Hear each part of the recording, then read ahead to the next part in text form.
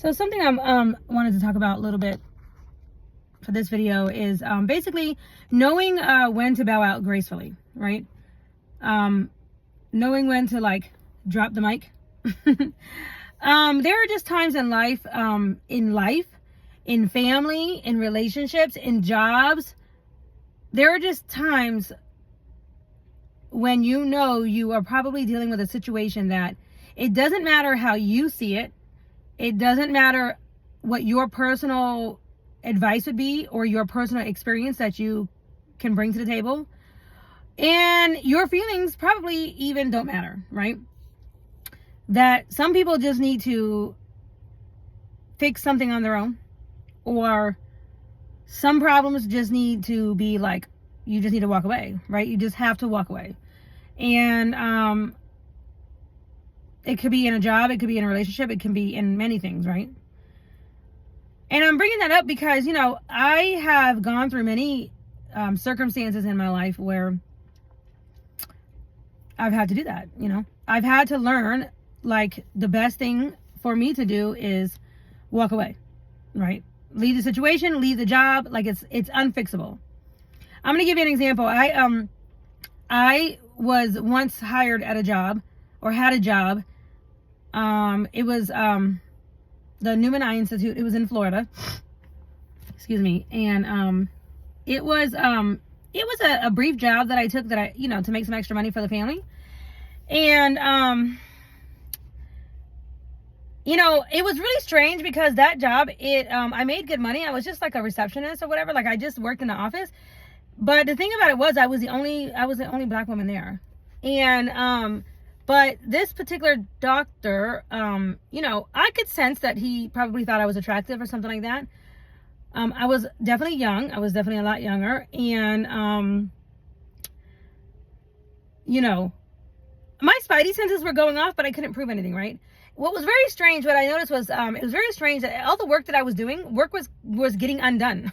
It was like I was putting files away, and I was coming back, and the files were either missing or undone or not put away. It was really strange. Things that I was doing, appointments that I was putting into the computer was getting taken out of the computer.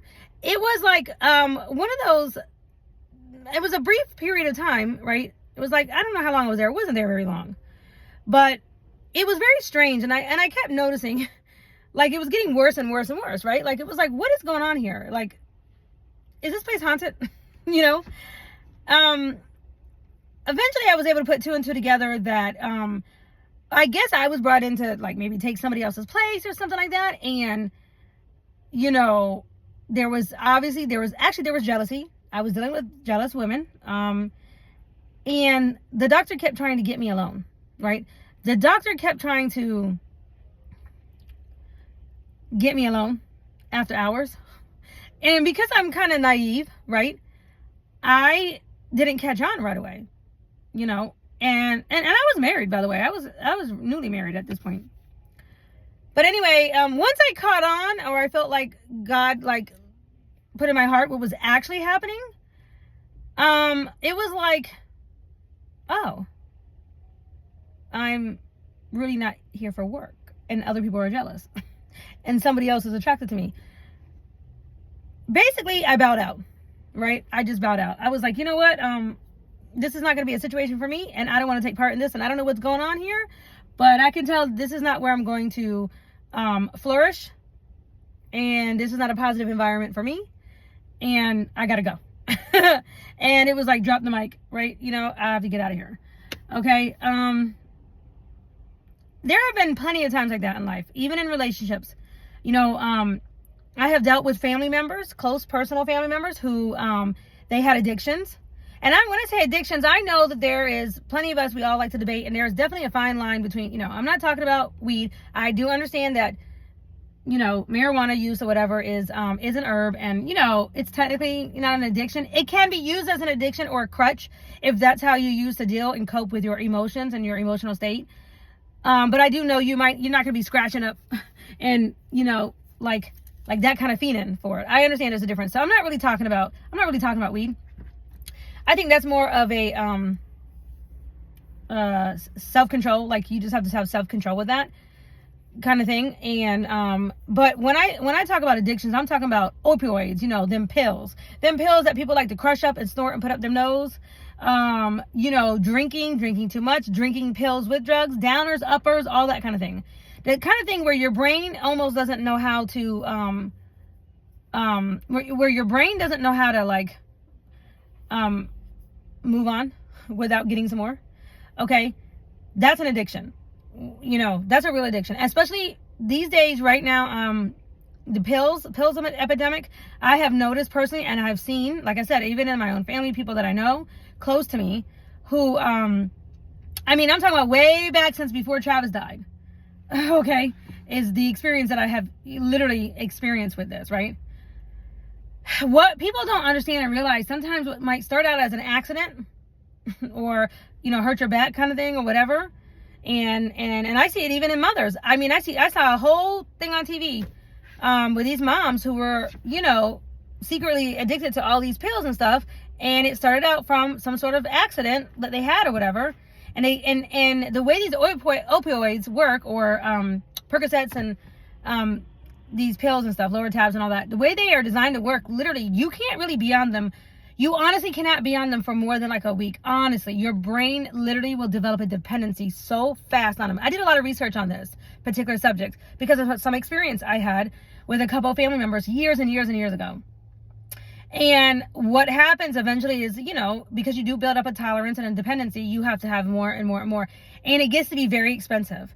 But what happens with these family members and people who don't understand and realize that this particular addiction has really taken over, is that they become unreliable to the rest of the family. So like if you have children with this person, or if you have a job, if you are working a job and this person is showing up this way, or whatever responsibilities that person may have, no matter how hard they try to hide it, right? It's only going to last so long, because the addiction will eventually take over.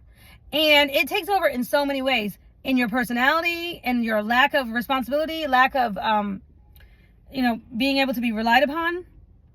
And it just really takes over, and you become a monster of a person to deal with. I literally seen this with my own eyes. You become such a monster to deal with. Nobody wants to deal with you.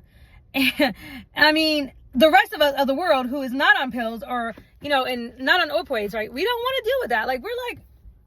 We don't want to deal with that. And it really can destroy families and relationships. It can destroy a lot.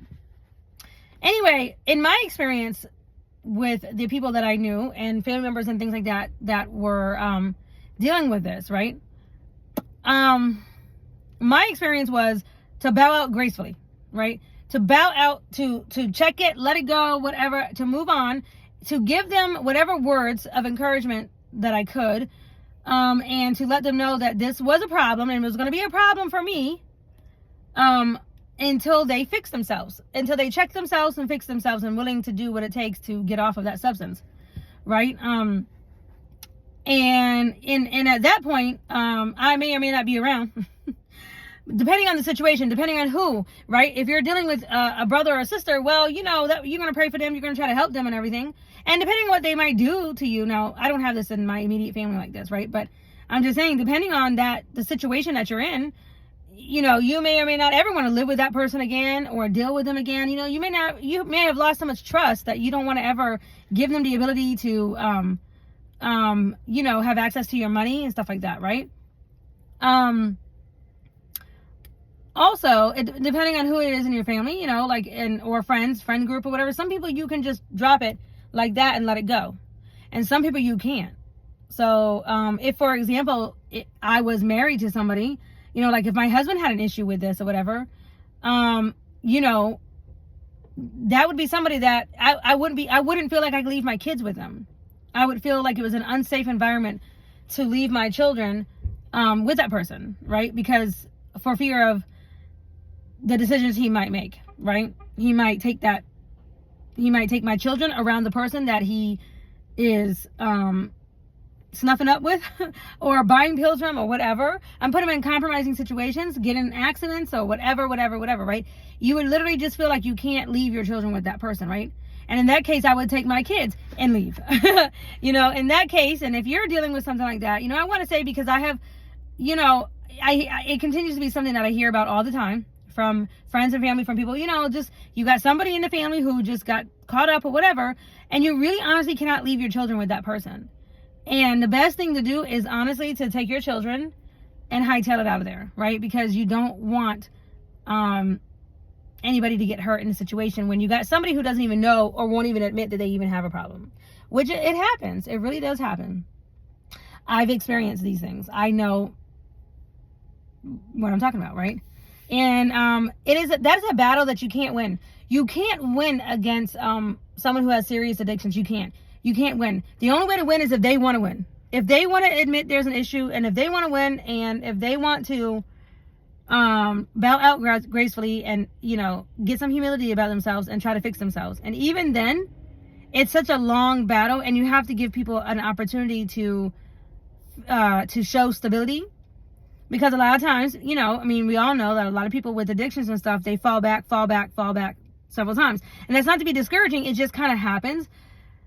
But this is why, and I preach to my children, and sometimes it doesn't even matter. Like, you can tell your children all day long till the cows come home. But I preach to my children all the time about addictions and about drugs.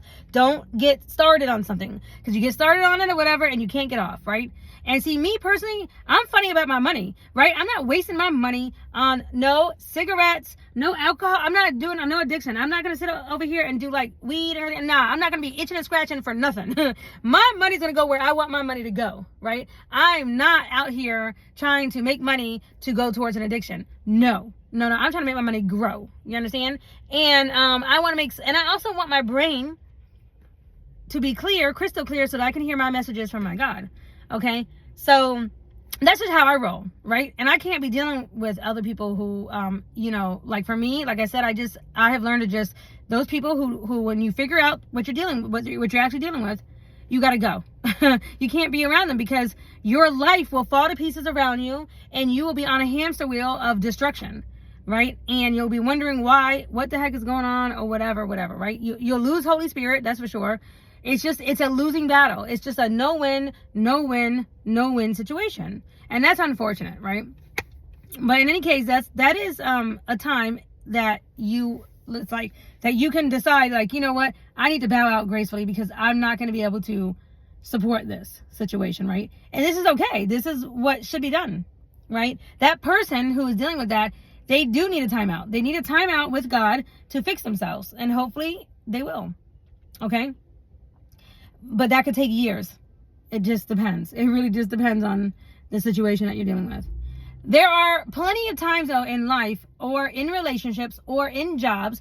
Like, for example, what if you have a boss who you figure out is on pills, right? Or you see that they're actually stealing money. Like, you can see that they're stealing money, but they're trying to pin it on you, right?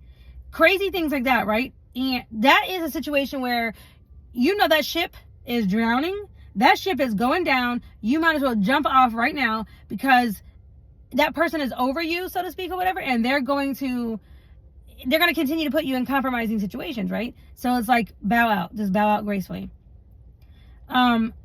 Pray about things. Of course, you always pray and go to God, but there are times when you have to evaluate a situation and understand that it's out of your control. It's totally out of your control. You can't do anything about it. To help that person, like, your hands are tied. You can love them all day long till the cows come home, but if they don't want your help, or you don't have the expertise to help them, right? You're going to waste time and energy, effort and money trying to work on a situation that is unworkable, right? And all the time that you might try to stay at that job or whatever, trying to get this situation or whatever it is, you could have been done, found another job, maybe even 3 jobs. Okay. So anyway, that's just something I kind of wanted to talk about, right? It's just that it's a good life skill. It is a good skill to have, right?